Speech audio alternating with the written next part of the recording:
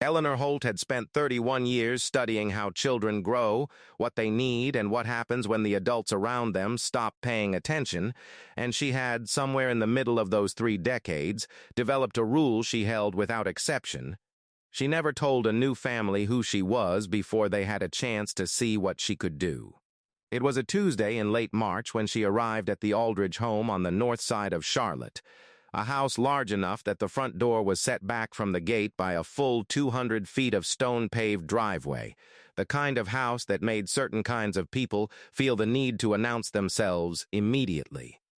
Eleanor rang the bell holding a single printed Ursum and nothing else.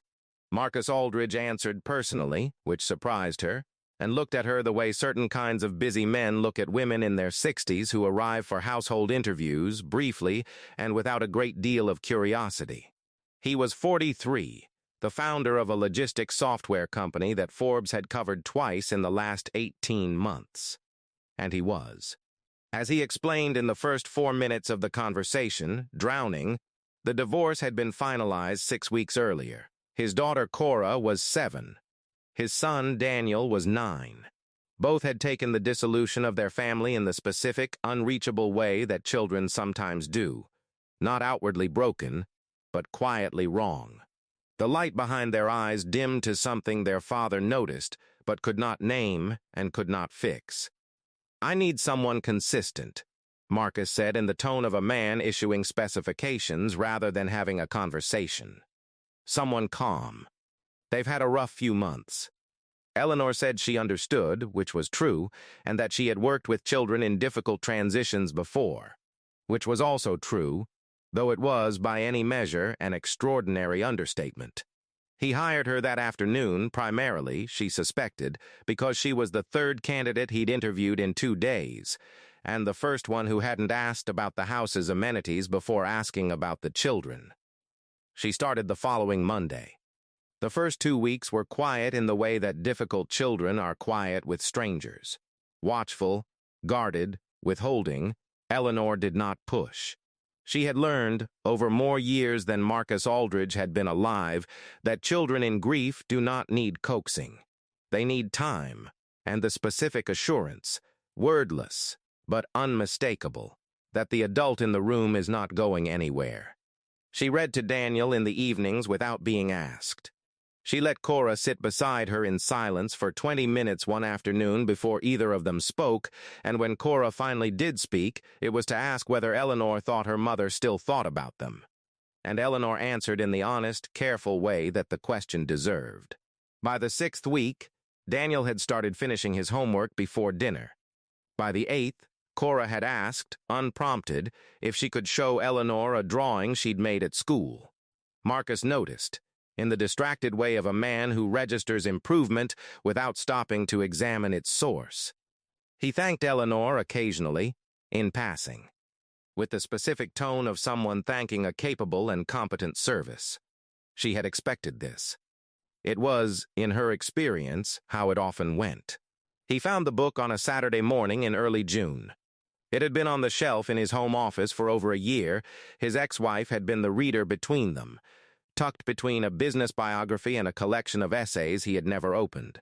The book was called The First 8 Years, How the Earliest Decade Shapes Every Decade After, and it had been published by the Johns Hopkins University Press, cited in the Journal of Developmental Psychology, referenced in 3 separate child custody decisions in family courts across 5 states, and assigned reading in graduate psychology programs at 22 universities, including Stanford and Duke, where its author had chaired the Center for Early Childhood Development for 14 years.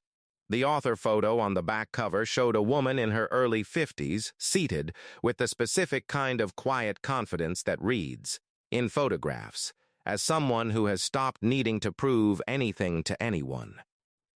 Marcus stood in his office for a long moment, looking at the photograph, then looked up the author's name on his laptop, which took 11 seconds to return more results than he could count.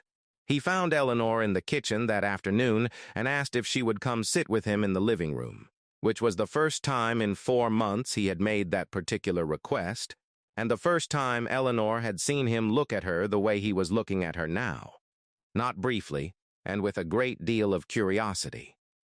"Why didn't you tell me?" he asked. "Because it changes things," Eleanor said, with the calm of someone who had given this answer more than once.